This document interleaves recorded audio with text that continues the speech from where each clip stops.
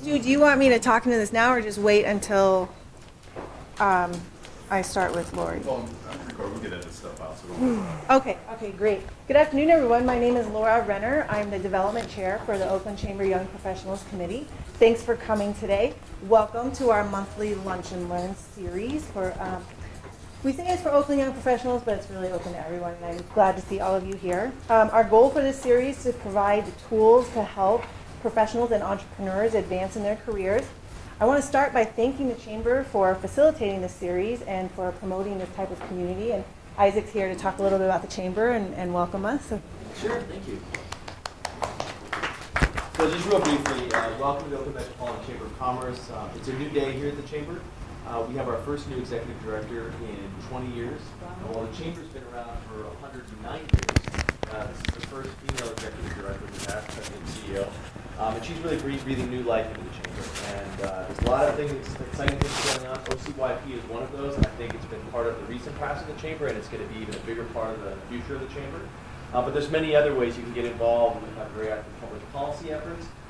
We have very active business development and networking and marketing efforts. So please get on the website, get connected with us on Facebook, on Twitter, on LinkedIn. We're up on social media and post a lot of content, a lot of really good content. So whether through your personal, organizational, or personal profiles, or your organizational, professional profiles, go ahead and get connected with us, sign up for our newsletters, etc., and become members. We're really a member-driven organization, and so if you think the Chamber should do this or should go in this direction, let's make it happen together, because really we respond to what our members are seeking to do. So we look forward to working together. Just so you know, my name is Isaac Cross-Reed, and I do the public policy here at the Chamber. As a consultant, my actual company is Cross-Reed Group, and I do public affairs and strategic communications here in the East Bay. And glad to be here. Thank you all for joining us. Thank you, Isaac. All right, so our next Lunch and Learn is actually scheduled in December, and our speaker will be Corey. And he'll be talking about building your business through referrals. Is that right? Is that the best way to say it? Okay, cool. I wanted to share some other events the Chamber has coming up real quick. Tonight, actually, is the OCYP Mixer, and that's always a lot of fun. So here's a flyer for that if you want to pass it around. And then next week is the another Chamber Mixer as well, and I think it has a Halloween theme, and so another flyer for that. Okay, so thank you very much for coming today. I'm sure you guys are going to find today's topic life-changing because oh my God, that's a lot of pressure. No. Because, in the day and age of Twitter and whatnot, we like to encourage you to share what you're learning on your social media. If you are going to be tweeting during this, be sure to, if you could, tag us. We're OCYP Oak, OCYP OAK. There's also Oakland Chamber, Lorie Solay, so at Lorie Solay. Mm-hmm. And then if you would do a hashtag OCYPLNL. To indicate for today's Lunch and Learn. And that way it'll make it easier for you to share with your networks. We're building a community here, so the more you share, the bigger our community gets. And we hope that you will do that and that you'll invite your friends to December's topic. If you have topics you'd like to see, feel free to suggest them to anyone on the committee or anyone in the Chamber, and we can make that work. And part of what I said was, because we're building a community, we want to include some time to get to know each other. So we like to take a few minutes for everyone to introduce yourselves, what you do, and what brought you here today, and what you're hoping to get out of this. Do you want us? We'll have Jose start. Jose's on the committee, so we'll start down there. Well, I'm part of the committee of the OCYP. My name is Jose. I'm the director for the Latino market for the company Nico Light. And what I like to do is connect with people and other entrepreneurs here. Hi everyone, my name is Sophia Navarro, and I'm the executive co-chair for OCYP. I work with Community Council, which is a nonprofit organization in the Fruitville district. And what brought me here, well, obviously, just to be part of the team and then just to really learn around creative thinking and what that means. And, welcome. I'm Amanda Damon, and I work with Sophia at the Unity Council. I'm the operations coordinator there, which means I do a little bit of everything. And sometimes I have to get creative in how I solve the problems that come up in my life. So I thought this would be a great opportunity to think about creative problem solving and hear from the expert. My name is Brenda, and I'm here to support Lorie. Mm-hmm. I would love to really bring the creative process to life. Yeah, my name is Ashel. I'm an artist, musician, entrepreneur, as I choose.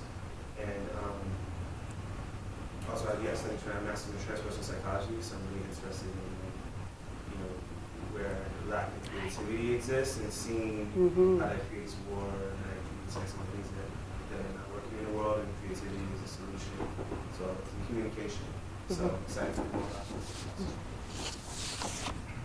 Hi, my name is Corey Knott. I'm the owner of Referral Institute Oakland, and I provide coaching and consulting for entrepreneurs to grow by referral.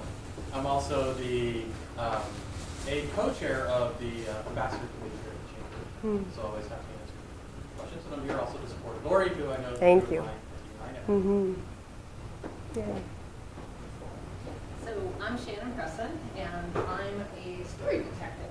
And I work with executives who are walking around with stories about their own skills and leadership that are basically getting in their way and keeping them from being the powerful leaders they know they can be.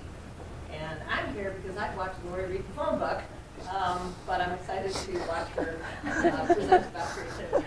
I know she's going to be excited. Thank you. Hi, I'm Debbie McEwen. I'm here from Oregon for Opportunity. We're just right down the street, actually.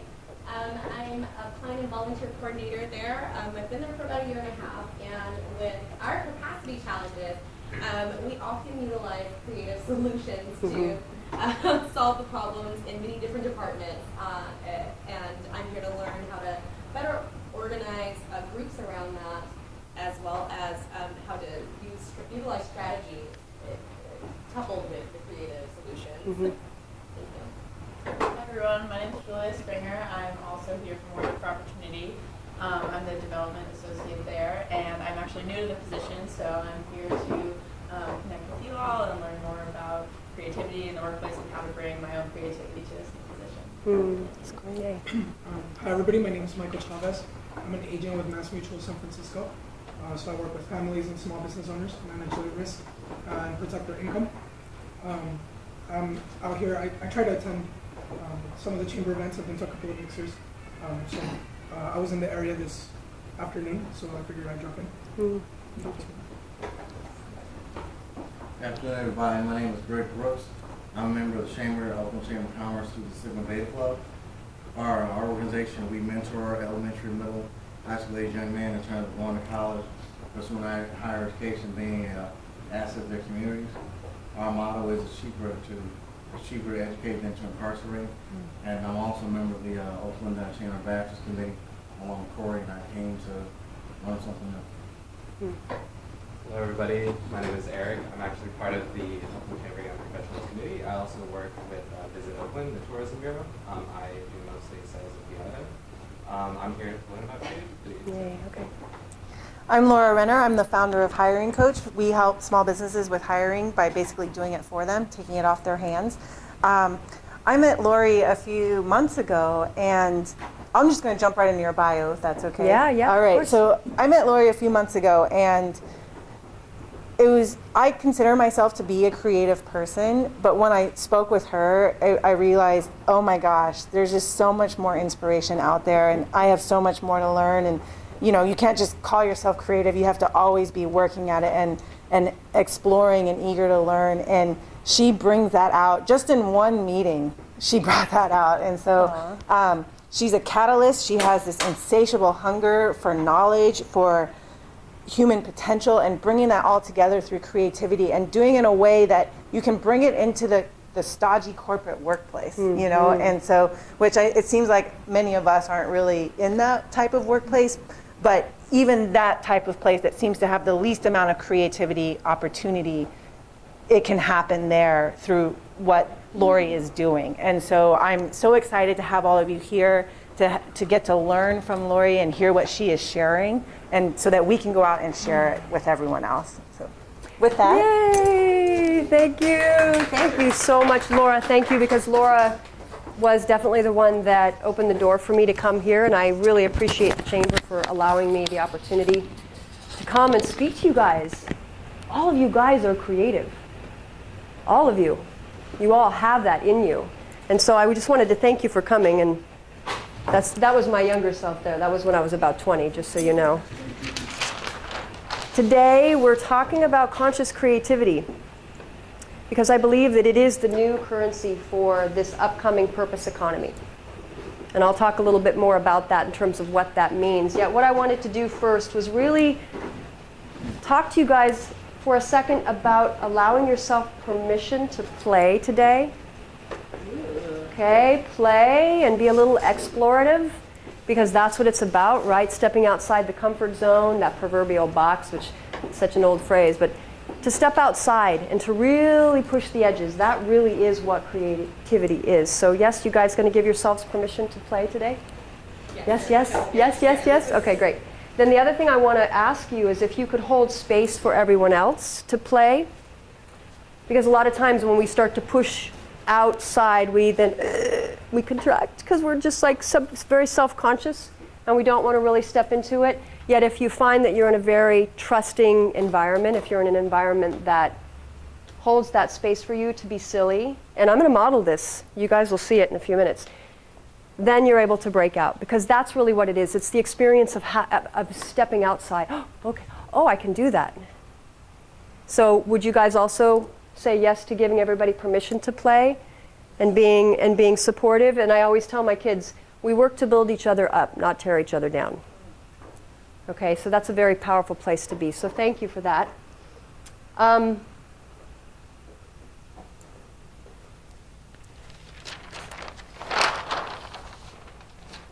What is this here? You turn that up a little bit? There we go. Okay, so what you're today we're gonna have some music in this because that music helps you learn. It's one of the modalities that helps us really dive into things. That's part of being very creative. So we are the world, right? We know we're all connected. Every single one of us, right? Do we all believe that we're all connected, right? They call it like 6 degrees of separation. Do you guys know that phrase at all? Have you heard that? I think they broke it back down and they talk about what, does anybody know? Debbie, do you know, like, is there a different, I know that it's gotten smaller, like somebody said it's 4.3 degrees of separation. But I don't know the exact number. Okay, anybody have anybody heard anything different than the 6 degrees? What do you think it is? Do you guys guess that it's with the internet and how we're reaching out? What do we think? She said zero. She said 0 over here. 0? I think 4.3 wasn't as easy to brand as 6. Okay, yeah. I'm quite sure. I shall, okay. And you said you 3? You guys ready? 0. It is 0 degrees. Yeah, because we're all connected. We know this, right? We know that what we do here affects people across the world. We know that we have the power to do that now, and technology is connecting all of us. We're all connected. The virtual world connects us. And so it's really, really important for us to imagine what it's like to be in that space. So I'd like you guys all to stand for a minute, because I want to do a quick exercise with you. So again, you agreed to play, you agreed to explore, so let's stand and let's... Joan's got some visualization music. So if you just stand on both feet, take a deep breath for me. And if you want to close your eyes, you can, but what I want to do is ground you down. So imagine that you're grounding into the ground. You're feeling those little tendrils reach into the earth and really stabilizing you, and then you feel the energy from the earth coming up your body. Take a deep breath. And then you're open to the field of possibility. And as you're grounding in, I want you to imagine your future self. So you, after you step out of this meeting, you tomorrow, you next week. And I want you to feel what it feels like to be confident, resourceful, useful. This is what creativity is about. Engaged and connected to a really dynamic community. So go into your mind's eye and really connect with that feeling. So you see yourself out there, your future self, and you're smiling. And you're engaged. And you're at peace because you know who you are. You're at peace because you know you're making a difference in the world. And take a deep breath. What do you feel? What do you hear? And what do you see when you're in that powerful state?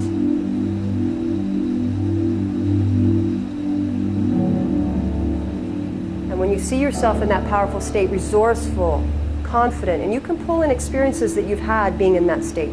Pull it in. Really make this feeling that you're getting really powerful, because this is a powerful state. This is what we call circle of excellence, to be able to step into this state at will.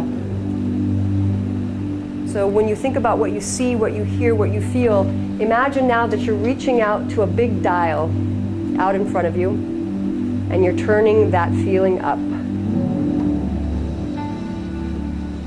Take a deep breath, and you're turning it up.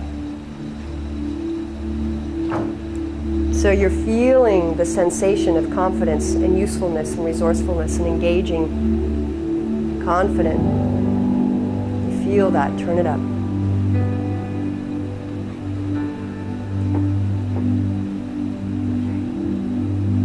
All right. So when you come back, open your eyes, kind of shake off. Shake it off, shake it off. Good. You have a seat. So that's called a circle of excellence. Now there's actual anchoring into it, which we can go into later. And actually in your packet, I put that exercise in your packet. So you do have a packet that has general knowledge about the content today. I have a bigger PDF file that I couldn't print out for you because it was like 20 pages. But if you want it, you can email me and I'll get that to you. So the next section of around conscious creativity is, this is what I get, right? What is it? What is conscious creativity? Corey, what do you think conscious creativity is? Do you have a concept of it? Well, I mean, just put the two words together, so it's See, he's so creative. Aware of, what we're going to create. That's exactly right. Do you guys all get that? Does that make sense? So consciousness is just to be aware. It's what you are now. You're aware, you're awake. You're paying attention, right? Unless you're eating some food and you're digesting a little, you might kind of go. But anyway, so this is, conscious creativity is to be aware, because we create every day, yet do we pay attention to what we create? And a lot of this stems from belief systems, and we'll go into that piece of it. But to be aware of what you're creating is huge. Okay, just to be conscious of it. So that's why consciousness is everywhere, right? We see this everywhere. Conscious parenting, conscious entrepreneurs. It just means you're paying attention to what you're doing. Then the next stance I get is, why? Why does it matter? It matters because we are going into a purpose economy.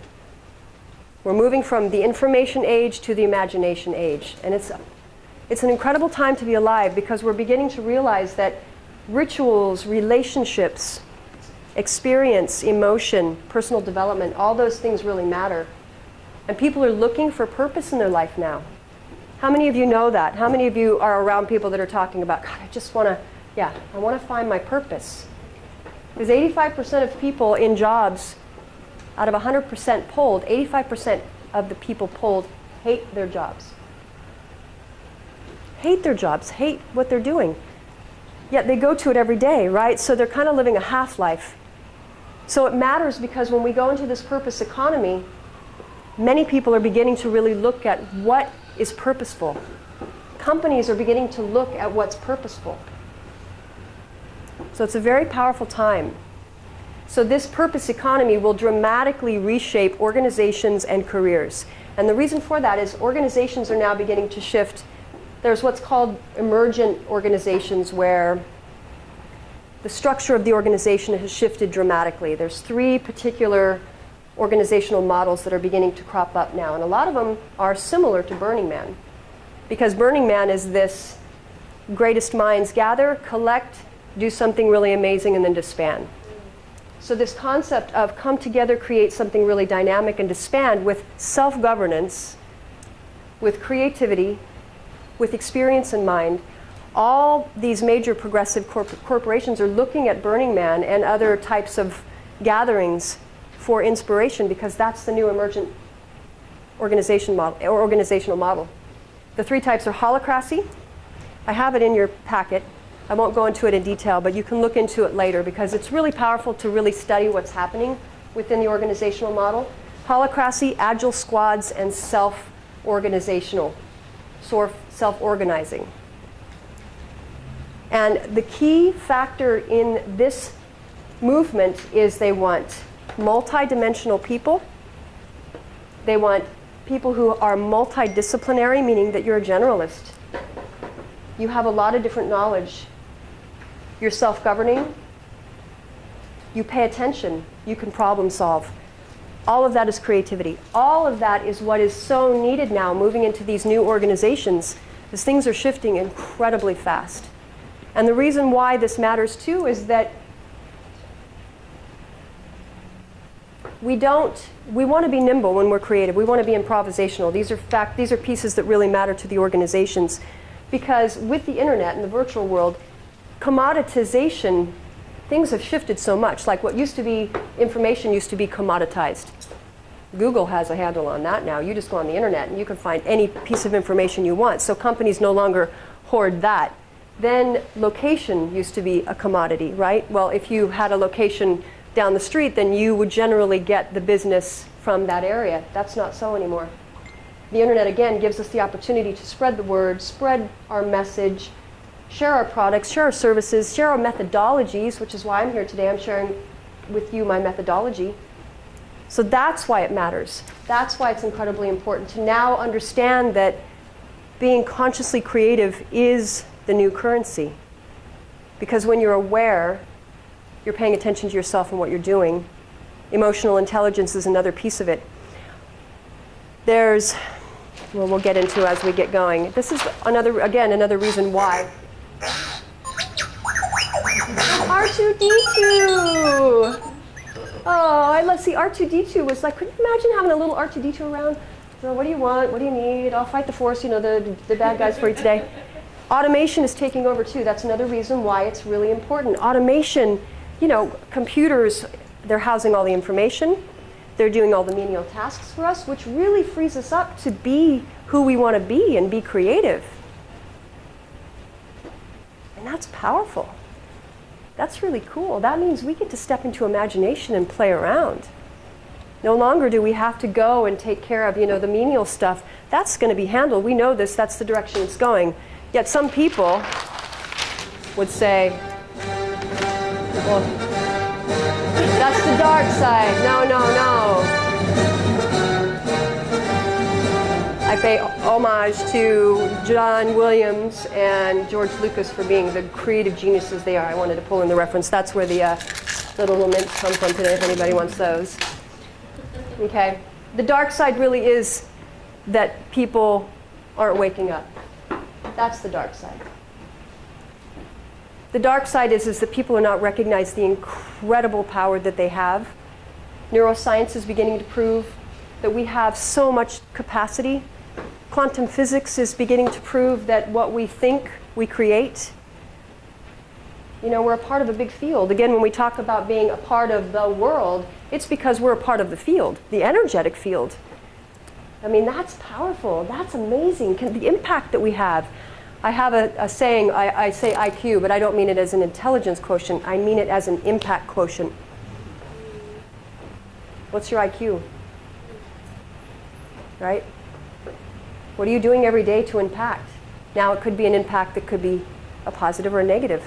That's the conscious part. What am I doing? Right? How am I affecting the world every day? This is a powerful question. So these are the powerful questions that you ask when you're a creative type. So we'll move on to the dark side. I want to start really discussing the pillars of conscious creativity. Before I do that, do you mind if I share just a quick bit about me? So you guys have a sense of my personal story? You guys good with that? Yeah? You guys good? Okay. Skating. I've skated my entire life, and my mom used to take us to the beach. And we would skate down the boardwalk, and the seagulls would fly out of the way, and I had just an incredible, talk about that powerful state. Like, I embodied that moment because it was so powerful. I was being physical. I could smell the salt air. I could feel the little sand as I'm paying attention, as I'm rolling down, because back then I was using quad skates with those, the big 4 wheels. Right now I inline skate, but those days were the respite for me, because when I was about 10, my parents got divorced. Prior to that, my dad succumbed to alcoholism.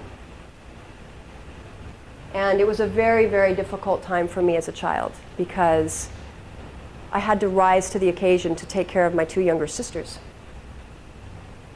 And the divorce between my parents was really messy, and I was afraid all the time. I didn't have anybody to turn to. So I started to cultivate this imagination to sort of be able to step outside, or what I now understand in NLP as reframing my circumstance. Because being the oldest, I was responsible. So I had to take care of them, and I had to worry about the consequences of what if we did this. You know, I had to like think out, I really had to step into the observational role and go, okay, if we did that, then that could happen and that could happen. Now that set me up for a lot of anxiety and worry and anxiety attacks through my 20s, which then I began to work out of. But what I realized back then in my life was that I was dealing with traumatic stress. Yet when I started to think about how I reframed it, and my sister told me a story one time, she says, we were all in our bedroom, we all, 3 of us, slept in the same room, and she saw a shadow on the wall, and she was afraid of it. And she was coming to me because I was the one there, and she said, I'm really afraid of that shadow. And I said, well, then just give it a name. So she gave it a name, and it totally shifted the perspective for her. I'm thinking, damn, I was smart back then. Like, how did I know to do that? Yet that was just something that cultivated in me during a very stressful time in my life. So what I now realize, having studied psychology, is that's called post-traumatic growth. So we all have that. Every single one of us had something that we can pull from our lives that was a traumatic experience. Yet when you reframe it and shift it and look at it, it has value. There are nuggets of importance. There's nuggets of resources there for you. So each one of you. So that's the beauty of being consciously aware. What's happened in my life? How do I pull that up? And we'll start to get to that. So so that's a bit about me. That's always a hard part to share. But anyway, thank you for holding space for me. These are the 3 pillars. So over many, many, many, many years, I've always been very interested in human potential. So I've been cultivating for many, many years the study of neurosciences, quantum physics, psychology, kinesiology, anatomy, all those things. And everything that I've learned, I've boiled down to 3 basic pillars that I believe are the most important pieces of creativity. So the first pillar is belief, or to believe. Where are you in this pillar? So that's when I coach people, we start. A lot of times they want to get going here, but this really is the one to start with, because this is the foundation in terms of where you are, what you believe. Are you dealing with limiting beliefs, or do you have empowering beliefs? Do you feel it's possible to do something, or are you a little bit worried and anxious? This one is the creative genius. How do you tap into that? How do you use the skill set for that? And then the last one is to share it. We no longer have the luxury of being mediocre. We just don't. Each one of you has a unique something to bring to the table. I had a coach that told me one time, you come to the smorgasbord. This is perfect, actually. This looks like a smorgasbord. You have a plate, you have a plate, you have a plate. And on the other side of the table is the person that eats from that particular plate of food. So if you don't bring that plate of food, they don't eat. So each one of you has something very powerful to bring the world. Debbie, I'm looking at you just to make sure you knew I was, I'm acknowledging every single one of you has something powerful to bring the world. Okay, so let's go into the belief pillar, because this is a really powerful one.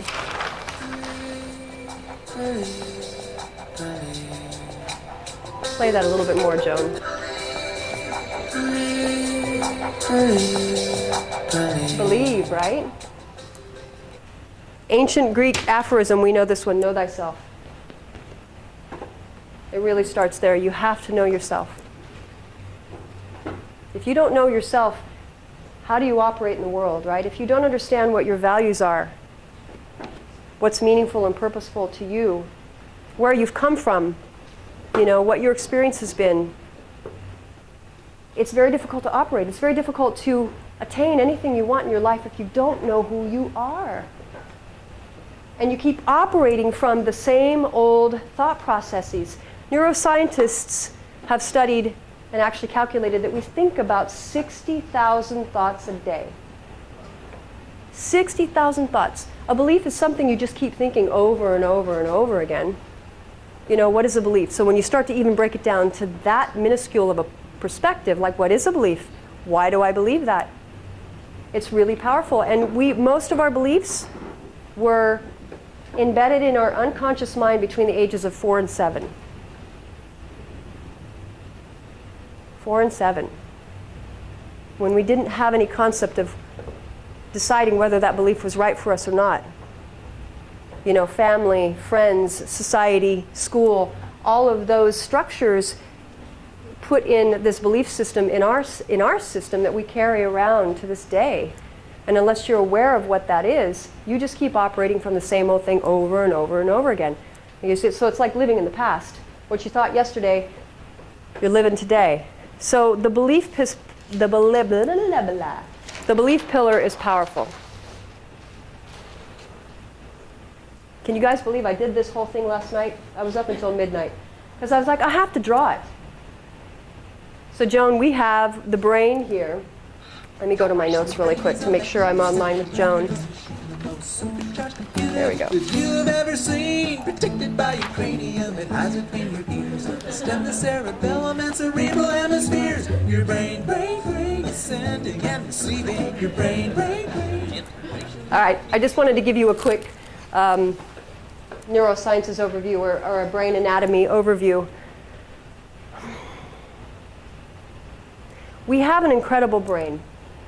And for those of you who've studied this, this will be sort of a reminder. For those that don't know, the way I break it out is we have 3 brains in our head. We have the first part of the brain, which is the limbic system. That's the reptilian brain, right? That's the one that manages our appetite, you know, our eat cycles, our sleep-wake cycles. This is the one where fight or flight comes in. This is where a lot of people reside, right? This is where a lot of people's beliefs go, oh, shit, what's it? You know, they start to worry, like, that's going to happen. They think of the future, right? We know this. We think of the future, and we start to panic. We're living right there. And when we recreate it, we'll get into that. Then the next level of the brain is the mammalian brain. So as it evolved into this structure that handled emotions and other more sophisticated ways of interacting with the world. The last aspect of the brain is the prefrontal cortex, and that's the human brain. That's what we have right now. That gives us the ability to think in abstract. That's the brain that steps out and observes. Huh, why did I just do that? Right? That's the brain that does that. So this new human brain, in my opinion, is going to be responsible for the next level of human evolution.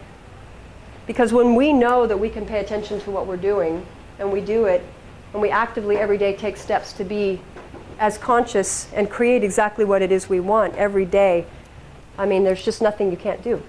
I just really feel like we have that kind of power. And then when you start to talk from a psychological level about the understanding of beliefs, this is a very common one to share. This is the ladder of knowledge. Some of you may know it from psychology class, but it's basically the steps you take in order to become proficient at something or become aware of something. Does anybody know this ladder of knowledge? Do you guys know that? Corey, do you remember what the first step was? Yeah, the unconscious incompetence. Exactly. You guys get that? Unconscious incompetence? Did you hear that? What does that mean? You guys have any sense of what that means? You don't know what you don't know. Yeah, exactly. You have no idea what you're doing. Yeah, exactly. You're unconscious of what you're doing, of your incompetence, right? We know people like that. That's not me. I don't do that, right? And you're like, yeah, you do. No, I don't. So that's that unconscious incompetence. And then the next level, anybody else know what the next, Linda, do you know what the next level is? Conscious incompetence, right. So you recognize that. Exactly. Exactly. So now you're aware of your, don't you, my husband gives me that face sometimes. He becomes aware of something that he was incompetent about. Because I do this, anyway. Then the conscious competence, right? So wow, okay, I'm aware of where I'm at, that I was incompetent. Now I'm becoming consciously competent because I'm working at it. I'm doing it. I'm taking steps every day. It's really good, right? I'm getting there. The next level to that is unconscious competence. That means you're totally good with it. You got it. You don't even have to think about it. Driving is like that. Some people shouldn't be driving unconsciously competent. They're not competent really. They're back to unconscious incompetence. Anyway, and then the last level, this is something new in the last 10 years as it relates to spirituality and psychology. The 5th level is conscious awareness of unconscious competence. So that's that observational level. This is a powerful piece. This one really, really relates to creativity. How are we doing on time? Okay. This one is you're standing back and watching as you're managing your life. So it's almost as if you have a little bird on your shoulder just paying attention. Okay, I can see where I'm unconsciously competent at that, yet I'm always going to keep track of it because that unconscious incompetence may then actually revert back to unconscious incompetence because something becomes outdated. So you become fixed. It's a fixed mindset versus a growth mindset. This keeps you in that growth mindset. That's very powerful. Da, da, da, da, da, da. Okay, the next. Yeah. Oh, yes. Thank you, Joan. Joni, my maestra of music, just said we have a break. Okay, everybody stand up. Go, Joan. Break state. Can you turn it up a little bit, Joan? There we go. All right. Come on, you guys said you would play. You guys said you would explore. Come on, let's go. Yeah, exactly. We should come. All right, let's do one round around the table. That's a great idea. Everybody walk or dance that way. You'll come back to your own spaces. Woo! Go, Stu. Shannon. Thank you, Tony. Woo!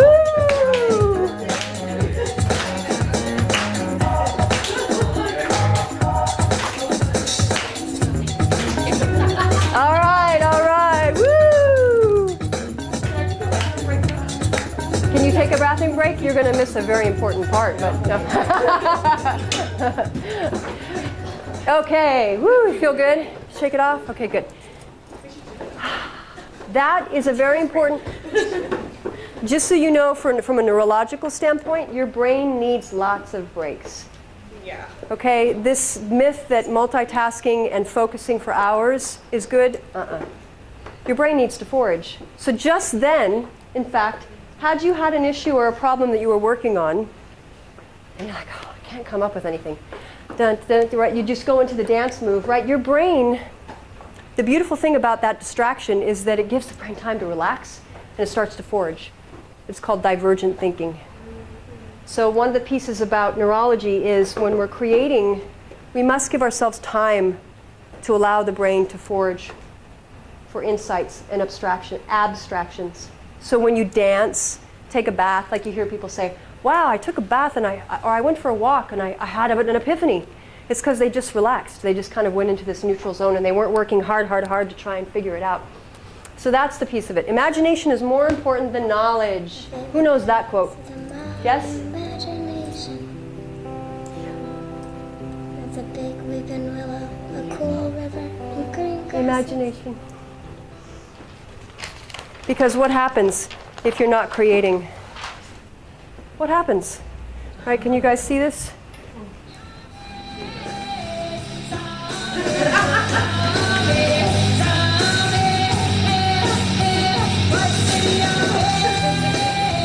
What's in your head? That's a really good part of the song that I don't think we realize. We get up, right, we're here, right? All we do is live up here all day long, right? So we're just a zombie. When I worked in the city, this is what inspired that too. And did you see the acronym? Did you guys like that? Zoned out, mostly because of incongruent energy. That's a zombie.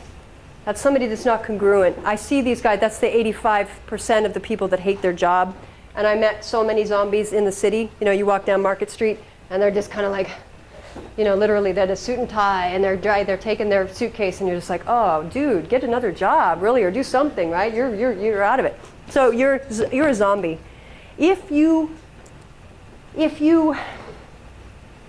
constantly live in this state, you're living a half-life. Your brain wants to create. You get a hit of dopamine when you come up with creative and novel ideas.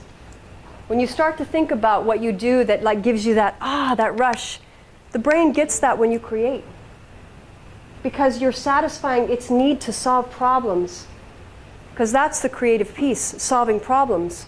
Again, it's not just artistry. Artistry is part of it, but you're solving problems. You're bringing solutions to the real world. You should have a definition of creativity in your handout.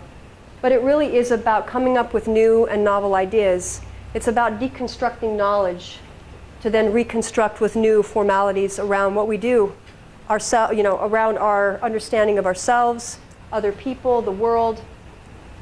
And again, I have a bigger version of this, so any of you that want it, that has more exercises and things, let me know at the end of the meeting, because I'll email it to you. All right. We're not zombies. You guys aren't zombies, because you're all here today. You're all here to learn something new. Yay for you guys. That's awesome. Okay. The myths about creativity. See, because I was doing this at midnight last night, this is the one thing I forgot to do. So I will write it here for you guys, because this is powerful. Do you guys know any myths about creativity? Is there anything out there that you've read or heard where you're like, yeah, I got it. Perfect. Thank you. Yeah. Right. Don't let my blue high-heeled shoes put, Okay. Myths about creativity. Only creative people are creative. Very good. Ashel is a creative. He's a musician. He's got this video that's gone global, right? It's the one about the nutrition. Yeah. Let me find it here because I want the myths about creativity. I haven't been following my notes. Let's see. All right. Only creatives create, right? That is definitely a myth. Okay? Everyone has the capacity for creativity. It's a learned skill. One of my favorite neuroscientists that I follow, Rex Young, out of the University of New Mexico, talks about the ability to access the different systems in the brain. And it really is just like exercise. Creativity is just like a muscle that you continue to build out. So when you learn how to do it, when you learn what pieces you need to do, you can continually activate your creative muscle. What's another myth? Creative people are crazy. Creative people, good. That's actually creative people are depressed or dark, right? That's another one, that they're dark. I remember Kurt Cobain, when he passed away decades ago, there was that big thing around his, emotional state of mind, and then he committed suicide and everything, and that the artist is just, a tortured soul. That's not necessarily true. There is a correlation between schizophrenia and creativity, and it relates to dopamine and other things that are in the brain. But in general, creativity, no, you're not dark and depressed if you create. What's the last one? There's one more. Let me see. I don't know. Creative people can't think linearly. They can't be taken seriously. Maybe. Are you guys taking me seriously? Yay. Yeah. There's one that's really profound that I think a lot of people know, and it's just been debunked recently. It's right brain. The creativity comes from the right brain, right? That is not true. That is not true. In fact, let me give you the 3 systems of the brain that actually work. So you have an executive function system.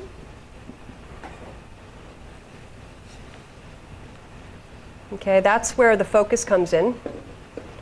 This is sometimes, too, where self-consciousness lies. So when you let this one take over too much, you tend to be really self-conscious. And yes? Executive function system. The second one is the imagination system.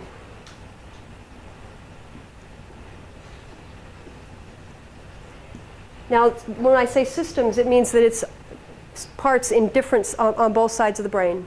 So it's not just one right side. Okay, so the system uses various parts. And then the last one is the salience system. The salience system. And this one is sort of if you know anything about the brain, there's a midbrain, it's called the corpus callosum. And it basically regulates information back and forth. That's sort of what this is. Yes? What's the second part? System. Yeah. Oh, the imagination system. I love this man. He's taken notes. So these are the 3 systems that relate to the brain and how creativity works. So it's not all right. So that's a myth. Okay? So let's go. Oh. Okay. This one This is another huge piece to creativity, is figuring out what your play personality is.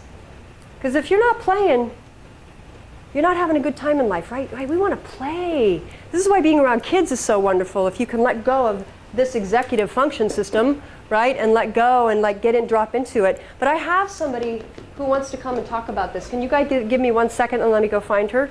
Will you guys give me a second? Joan's going to play some music for you to kind of keep you going. If you want to peruse your documents, and I think there's a couple exercises in there, if you want to even do that, I'll be right back.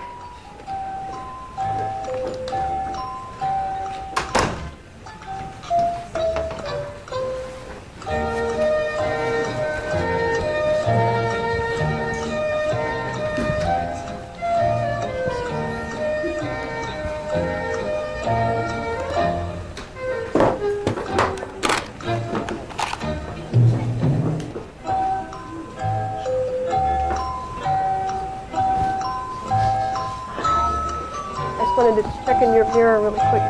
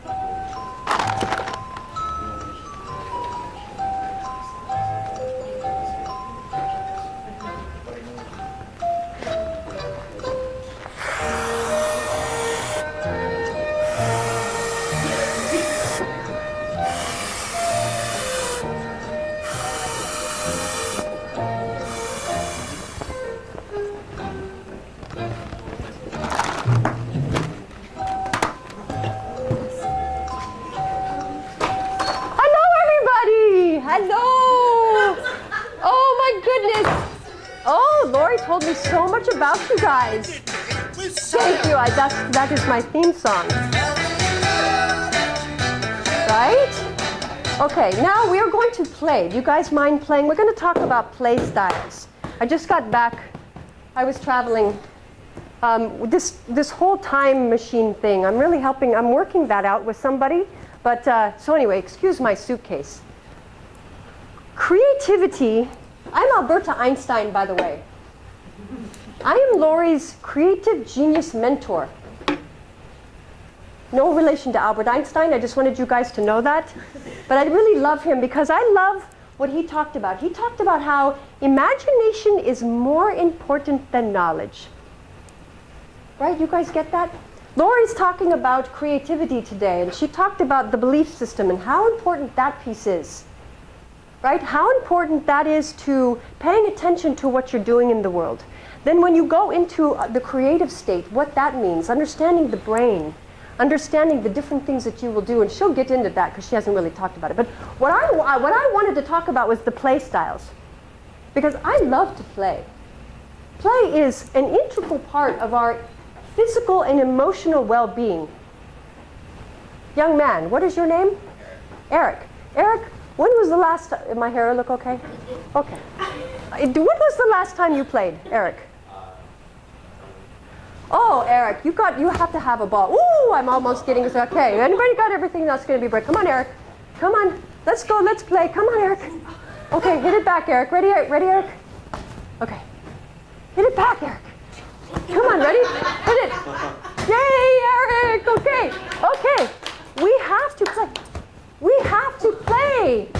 Okay, so this particular piece here, because this is how the brain learns too. When you're playing, when you're being silly, when you're having fun, this is how the brain lets go and releases.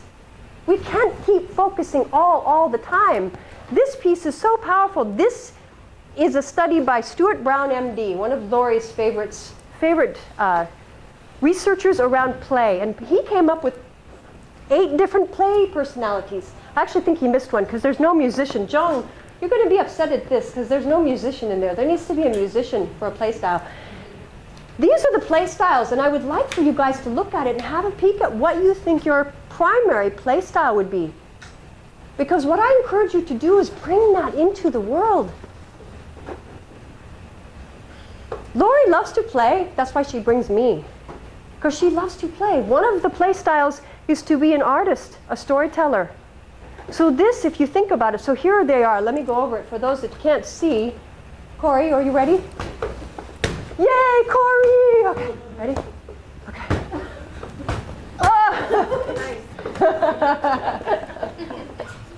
Okay, you keep the globe. That's it. Got it? Oh, okay. Sure. Yay! Thank you. I'm going to put it here to remind us where we're going in the world. Okay. There are 8 play styles. The Joker, right? I think of Jim Carrey. He's a big-time Joker. Kinesthetic. That's a play style. People who like to be active, but it isn't necessarily the competitor. This is just people who have to move to learn. That's why I have you up dancing. A lot of you are kinesthetics. The explorer, this is a good one. Exploring all different kinds of things. This could be physical, meaning travel, or this could also mean exploring information, right? You can be doing that from your armchair. The competitor, this person loves to compete. The director, do we know any directors in our lives?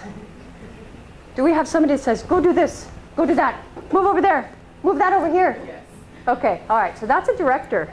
Now, in their finest hour, they're the ones that gather people and have parties. And when they're dark days, they're really manipulative. Anyway, collector. Collector is a really fun one. We know a lot of collectors. People can collect either things, objects, or they can collect experiences.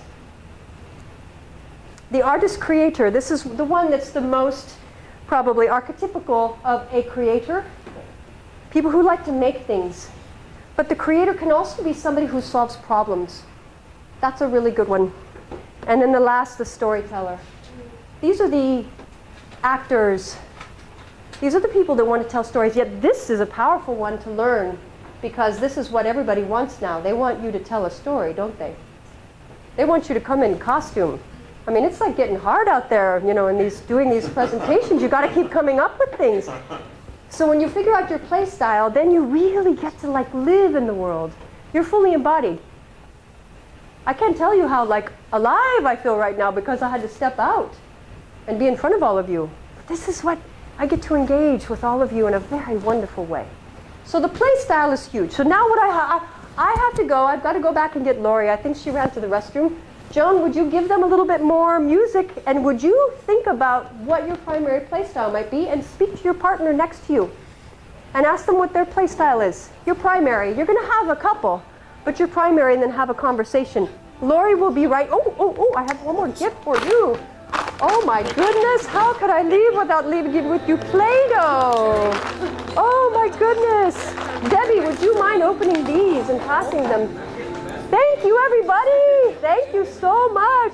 Thank you. Thank you. I'll be right back.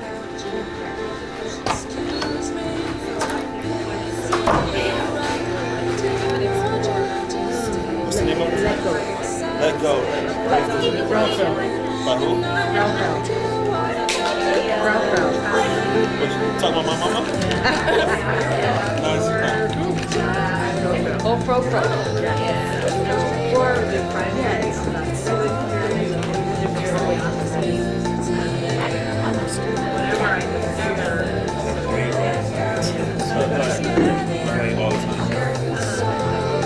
Are you studying psychology as well?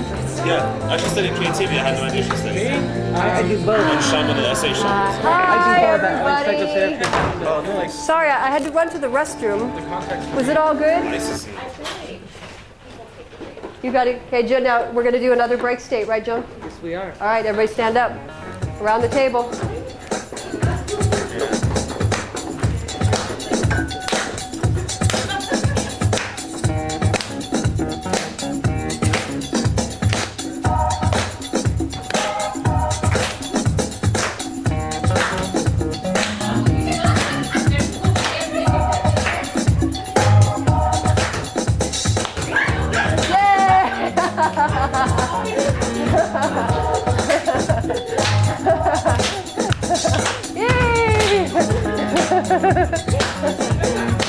Woo! All right, back to your seats. Yay! Yep, I got 5 minutes. Wow, that went fast. Okay. Everybody get a piece of Play-Doh? Okay. Part of creativity is really engaging in the senses. Play-Doh is one of my favorite things because it's kinesthetic, right? So we're talking about the different modalities, the different senses. You can smell it. Like when I smell it, it takes me straight back to a moment when I was a kid, when I was working with it, you know, playing with stuff. So you each get to take a Play-Doh or two. Feel free. Okay. We're wrapping. We're getting close to the end. Do you guys have any questions so far on anything? Any questions? Is this all making sense to you? Are all the pieces kind of coming together in terms of what creativity is? I know this is an overview, so I'm giving you some awareness of the pieces. Because as I coach people, we go way more deep into what it means, you know, the actual action steps to being creative, which I have, again, as I'll say it for the third time, in that bigger PDF document that I couldn't print out today because it was just like massive. But I can send it to you for those of you that want it. All right, last pillar. Joan, you have some music for the share pillar?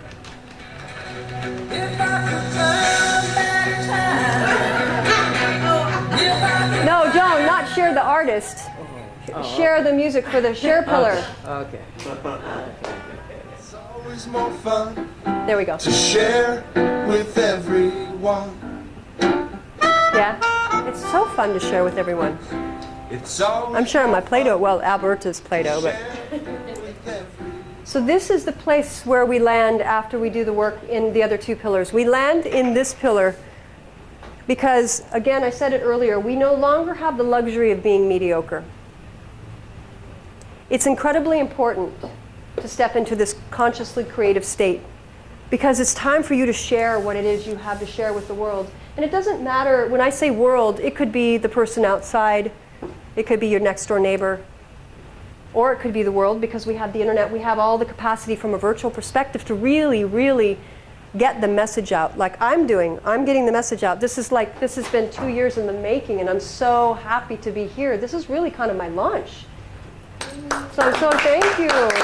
Thank you. So I'm so happy to be sharing this with you. So this is, I'm exhibiting, right? Didn't I tell you I was going to model? So I'm exhibiting what it is it means to share. And when you start to think about what you would share with the world, I have a great matrix for you, and this one is also in your handout. It helps you, it guides you a little bit to where you might find something to share.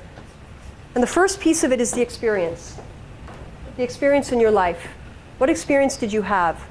So back in the belief pillar, we would deal with timeline. We would deal with your life experience. We would go through and pick out those pieces that might have been traumatic and figure out what kind of strength came from that. We would go through and look at the positive, you know, the powerful states that you would have had and pull those, and that becomes the experience. And then your identity is how you related to the experience. What did you do from a personal perspective? So between your experience and your identity, then you get a sense of what your core value will be. And this is the place to start, because when you figure out what your core value is, what you're really giving, then you're stepping into something really powerful, really purposeful. Does that make sense? What is that matrix again? Experience plus identity equal core value. Yay. Okay. Corey, does that make sense? Ashel, does that make sense? Linda? Yeah. Yeah? Okay. Okay. So what I have here, and I was going to, let's see, where is it? This was the time and place at the end of the meeting where we were going to say a mantra together, because this is a mantra that I came up with, and I don't know if you can see it. Oh, shoot. Let me write it out. Well, no. I'm going to say it once, and then so you guys know it. This mantra for me is really, it embodies everything that I'm talking about. And I learned how to play the guitar because I wanted to create a theme song for my business. Because I wanted to basically build out all my other modalities, my musical ability, my acting, which, you know, probably needs some work, but, you know, it's like I'm building out every piece of building talent so that I can become a richer version of who I am, so that you get a sense of who I am. That's the other piece. I want to know you from a deeper level. You know, when I experience you in the world, when we talk about being consciously creative, it's because you're really allowing all of those pieces to come out. You're figuring out what your play style is, and you're playing. Like, I'm engaged when I'm playing with somebody. It's a huge piece of social connection is to play together. And yet what we end up doing half the time is sitting in an office for 8 hours, going home exhausted, living like a zombie, right? We live that half-life. So the conscious creativity mantra is long live imagination, inspiring innovation, igniting possibility like butane. You guys know what butane is, right? It's that stuff you pour on the fire to make it go poof, right? Butane. We no longer have the luxury of being mediocre or mundane. Through curiosity, courage, and play, our conscious creativity will reign. Okay? So that's the mantra. So that's really it. I mean, I'm so happy again, like I said, this was really the launch of the beginning of this really amazing presentation. A lot of the content that you got today. Oh yeah, thank you. You said launch. Launch. This is for your launch. Oh yeah. This piece reminds me, speaking of like anchoring into something really powerful, music is that. This piece reminds me, remember I told you my parents got divorced and it was kind of nasty, but the one piece of it that I remember with my father that was powerful was this song, because he was teaching me how to dance. And I'd kind of step on his feet and we'd go back and forth, but it was Gershwin. So this is a great ending piece because it really is about possibilities. And I would love to work with anybody that's interested in building out more of a creative mindset. This is basically an overview today, yet there are so many different pieces, and in your handouts, you actually have a couple of exercises that we didn't have time to do today, but feel free to take those back. It has instructions, and it'll give you kind of a sense of how to do them. That visualization we did at the beginning was like that.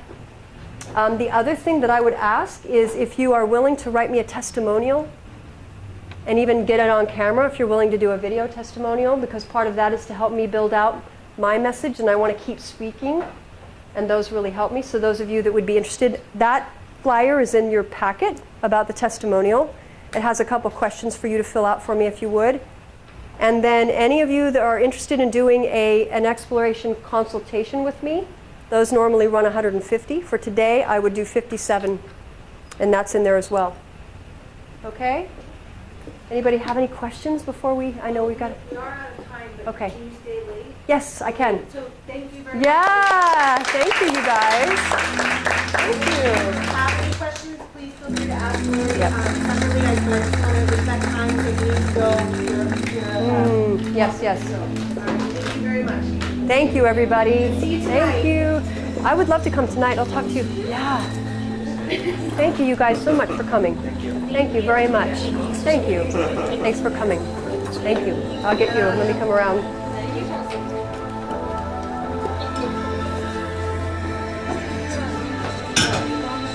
Yeah. Good job. Thanks. How do we go to the restroom? Yeah, no, it's okay. I think it's Don't put it there. Thank you so much. Yeah, I would love that. Would you be willing to do a quick video testimonial for me? Okay, excellent. Who's got, yep. No, I want a picture of us. yeah. Want a picture of? Yeah. Should.